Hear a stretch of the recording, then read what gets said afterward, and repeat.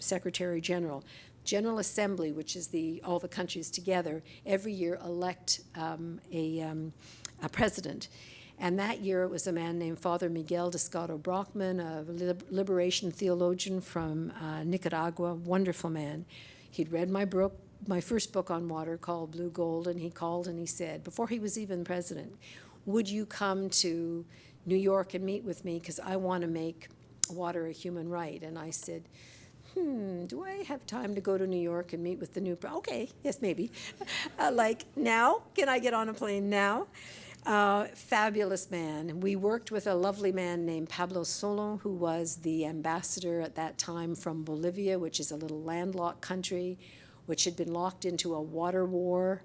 That water war where people were killed because the World Bank had said you have to take a private water company if you want help from us. So they brought in this private company, and it tripled the price of water, and they said, we own the rain, and we're going to charge you for the water that you catch from the sky. And they sent inspectors around. I mean, these are the poorest people on earth. I mean, this is 85% indigenous, a very, very, very traditional culture. This is their water from the sky. They're being told they had to pay for it. So there was a revolution. The army was brought out. People were killed. It was a real water war. So when the new president, Evo Morales, a wonderful man, came in, he assigned this Pablo Solon to the UN. And Father Miguel and Pablo Solon and I worked together, built a small team there. And Pablo Solon put the resolution to the UN General Assembly in June of 2010. And it was a very brave thing to do, and it basically said that water and sanitation are fundamental human rights, equivalent to all other human rights. Water was not included in the 1948 Human Rights Declaration, because nobody at the time ever could imagine water would be a problem, right? But for the last number of years, it's been pretty clear that not only is water the lack of water a huge threat, but it's the greatest threat, particularly to children. And when Pablo Solon got up in the General Assembly, and he had formidable enemies, your country was opposed at the time, since changed your mind, but at the time, my country was opposed, Great Britain was opposed, the World Bank was opposed, all these big water companies were opposed. We didn't think we were going to win. He got up to present to the General Assembly, and he said, there's a new study that says that in the global south, every 3.5 seconds, a child dies of waterborne disease. And then he went like this. He held his 3 fingers up like this, and then half a finger. And everybody realized a child just died. A child just died. You could hear people breathing. It was just absolutely amazing. And then the voting started. And at the UN, when they vote, they sit in their seats and they just press an electronic button, and it comes up on a great big board at the front. And I was standing at the back, up in the balcony, holding hands with a couple of my staff, saying, we're going to lose, but it's okay. We never thought we'd win so soon. We'll be back in 5 years. We'll win then. I was sure. I was preparing them because I was sure we were going to lose, right? And they're in tears. They vote. I was wrong. 122 countries voted in favor. Not one country, including the US and Canada, voted against, even though they were opposed. They abstained. 41 countries abstained. And the place erupted in cheers. It was an absolutely fabulous moment. And in my opinion, in that moment, the human family took an evolutionary step forward. We said, it's not okay that your child has to die a horrible death of waterborne disease because you couldn't afford to buy expensive water. That's not okay. Now, does that mean the day after this was adopted, everything was fine? No. In fact, the crisis in Detroit has happened since then. Well, we outlawed torture back in 1948, and torture still exists in our world, but it doesn't mean we think it's okay. And when we don't think something's okay, we collectively make that statement. And it was really important that as a human family, the United Nations said, we will strive so that no one has to do without. The only way that no one will do without is if we take care of our water better and we share it more justly. This is our task now, and it's a huge and very, very powerful one that lies before us. We've had a tremendous success with this law in a number of countries, Mexico being the most recent, have adopted the human right to water in their constitutions or in separate laws. A number of countries have set out plans to move forward. We have had a wonderful success with a group of First Nations Indigenous people in Botswana, which is a country just north of South Africa. Botswana has the Kalahari Desert, and they have Kalahari Bushmen, hunter-gatherers who live very much the way their ancestors did.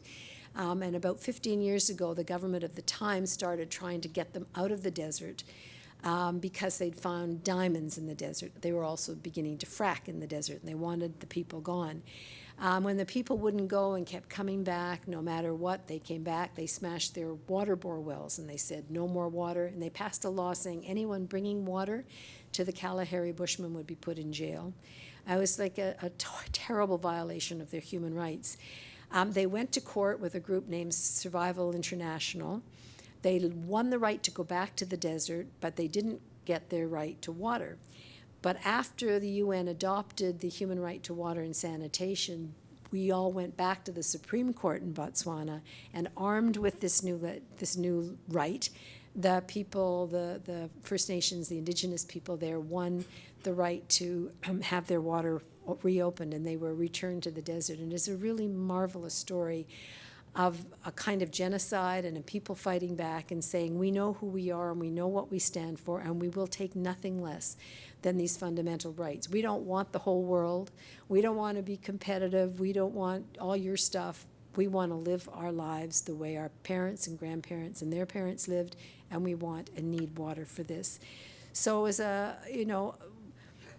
when I think about my own life, I guess I think of a few highlights, and I can tell you that being part of that struggle was a very deeply moving one for me and for everyone involved. So this vision I have of a water ethic based on water conservation, watershed restoration, watershed governance, putting water at the center of absolutely every policy, saying what is the impact on water, and if it isn't okay, go back to the drawing boards. Water is a public trust in a commons. Nobody has the right to appropriate it for private property, to gather it up and collect it and sell it for personal profit when other people are dying because they don't have access to it. And water is a fundamental human right, not just for this generation, but for generations to come, which is why I called it Forever Nancy. Nancy loves it's a little bit cheeky to write a book saying how to protect water for people on the planet. And I put forever in, and my husband Andrew said, oh, that's pretty strong. And I said, well, what, do you want me to, like, for 100 years? Or, like, it's got to be forever, right? We better think about it forever.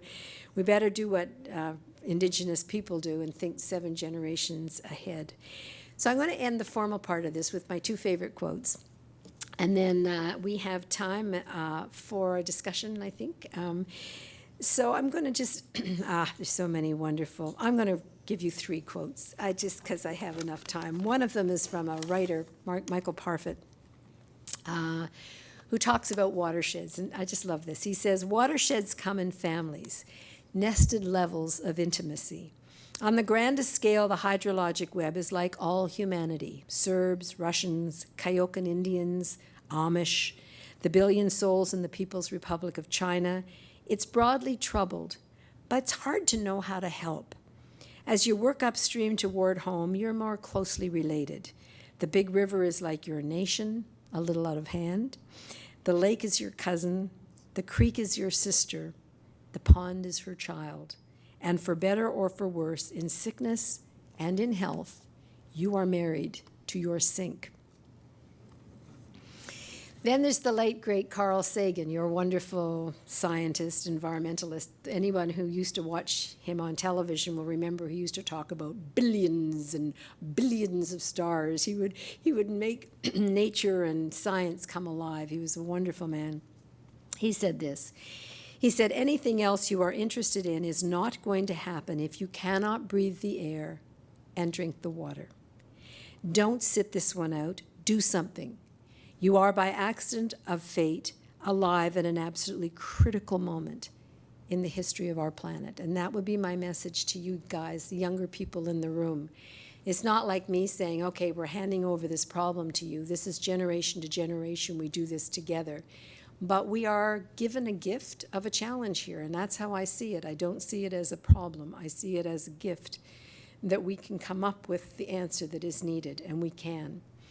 And the last quote I love the best, this is from Tolkien, Lord of the Rings. This is Gandalf, who sees himself as a water steward, and I want to share this with you because I think you're all water stewards or you wouldn't be here, but he's talking about what it means to be a steward of nature, a steward of the earth. And this is the night that he's standing there, some of you will remember, and the terrible army is coming. This is the Deep, you know, the one in the second movie, where they're going to, all living things, all good things, things of nature could be possibly destroyed. And I don't know about you, but for me, the books are very much about nature, the assault on nature, and nature fighting back when the trees fight back. It's nature fighting back. So here's what he says, and I just want to leave you the formal part of this with this thought. Gandalf says, "The rule of no realm is mine, but all worthy things that are in peril as the world now stands, those are my care. And for my part I shall not wholly fail in my task, if anything passes through this night that can still grow fair or bear fruit and flower again in the days to come. For I too am a steward. Did you not know?" Thank you very much.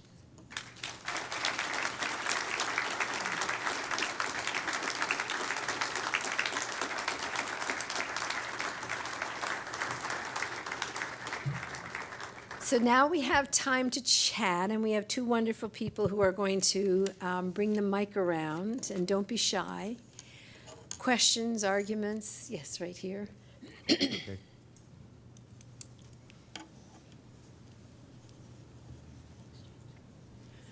Thank you for your presentation. You outline a very comprehensive and interesting approach to things that need to be done. And my question relates to setting priorities about where to start. And what I'm thinking is many of these issues are broad, very deep, comprehensive. How would you go about looking at priorities or criteria to determine where you can get the political consensus, what set of goals where you can get the political consensus and the financing to do it? And I'll just give one example that everyone recognizes in this state and in most urban areas, and that has to do with stormwater sewers and what's going on. Yet in our state, the proposed budget that our governor has come up with is basically $10 billion short. There's not any funding for infrastructure. And in general, everyone wants to shrink government and no one wants to pay taxes. So against that backdrop, any thoughts you have about how to identify the priorities where consensus is low-hanging fruit, where you can actually make some progress? I'd appreciate your thoughts on that. Well, it's a really, really thoughtful and very tough question, as a matter of fact. I wish that there weren't the apathy that exists now. I'll start with the small or local. I think that people can say, well, first of all, learn as much as you can. Read, get your heads around this. I'd send you here in the U.S., if you lived in Canada, I'd send you to our website, Canadians.org, but go to foodandwaterwatch.org. It's very, very good information on both food and water protection and keeping water in public hands, and they also are leading the fight on fracking in the U.S., or one of the groups. So starting with getting as much knowledge as you can. For those who are still students or very involved in an institution, a high school or a university, you can start a discussion around bottled water on your campus. There are many, many campuses around the United States and Canada that have actually stopped selling, stopped providing bottled water. It's not that they've banned it. If you want to bring bottled water, onto the campus, that's your business. But the campus is saying we're no longer going to provide it because we have these great drinking you know what I'm talking about, the fresh water. Yes, thank you. Been a long day. My brain's gone. And so that is sometimes a way to start that then leads to much greater sensitivity. I was in one university where the students collected the small plastic bottles from just 1 week from the vending machines, from the cafes, from the cafeteria, from all the sources that there existed, and they put them end to end. And I'm telling you, they went all through the school, outside, all around the university, and people, it was just like stunning as a visual image. This is what we're doing. And by the way, last year, if we were to take all of the individual single plastic bottles just of water that people drank in the world and put them end to end, they would reach to the moon and back 65 times. Now try to imagine the plastic we're talking about when it's not necessary, right? So sometimes it's what's very particular to you. It could be a local fracking fight, and those are really worth getting involved in because we are winning a number of those. We've got, in my country, we've now got moratoriums in Quebec, Nova Scotia, New Brunswick. We think we're going to get one in Ontario, and maybe one of the prairie provinces. There's just been an absolute backlash against, because we just have put up with those tar sands pollution, and people just say, we don't want another form of this. So sometimes it can be that kind of a fight. It can be then when you get to the larger question that you're raising, which is how do we get people to pay taxes, to be prepared to say we have to have the kind of government that's going to put this front and center. Do we have to wait till everybody is California with the sign saying, okay, folks, 1 year, how about you ready to talk rationing now? Are we ready to talk about an I noticed they didn't say you're ready for regulation. We need regulation. I quoted Martin Luther King. I'll quote again. We need the rule of law. Legislation may not change the heart, but it will restrain the heartless. We need law, and we need to get to the place where we elect leaders who will do what's necessary to do, and I don't know the easy way to do that. I do think, however, if you start at a level that is instructive for you, that feels within your grasp, that creates a movement. I spoke at one university in New England 5 years ago, and a group of the first-year students were so moved and excited by the challenge that they decided to form a club to get rid of bottled water on their campus. And they invited me last year as the graduate. They were now graduating. It was their last year. They had succeeded, and they wanted to celebrate and have me there. And every single one of them has gone on to other environmental challenges. Some of them have gone into sciences. One is going into environmental law. Like, all of them, from that one experience, became dedicated to a larger vision. And it's very, very exciting process. But it's hard, and I don't have an easy answer for you. If I did, I'd be queen of the world. Question back here, and please stand up when you ask. I've got a bogus question for you, but technology is one of the solutions. You know, Qatar has just opened a 550 million gallon a day reverse osmosis plant. Israel has 250 million gallon a day reverse osmosis plants. Tampa, San Diego have them. They're coming up all over the world, trading energy for fresh water. Could you comment on that? Yeah, thank you so much for asking, because I think that one of the the myths, beside the myth of abundance, is the myth that technology will fix whatever we're doing. So it's okay to foul those waters because some technology is going to come along and clean it up. It's okay to use up all that water because we'll just build desal plants and we'll just pull it in from the ocean. Here's what you need to know about desalination. It is extremely expensive, number one, and that's why you don't find it in poor countries that are thirsty. You only find it in rich countries that are thirsty. Number two, it's intensely energy heavy dependent. So it uses fossil fuels to run, and that creates more greenhouse gas emissions, which in turn hurt water. So it's defeating the very purpose for which it's supposedly being created. Number three, what it puts back out into the ocean is a poison brine, because what they do is they take in the seawater with aquatic life. They put it through a heavy reverse osmosis process using chemicals. What they put back is the dead aquatic life, this very intense brine, and the chemicals. And it just destroys the fisheries, the coral reefs, and so on. What they've won a community in Australia, their answer was, well, just build a deep water pipe and just send it out into the ocean. See no evil, hear no evil, you know, it's gone.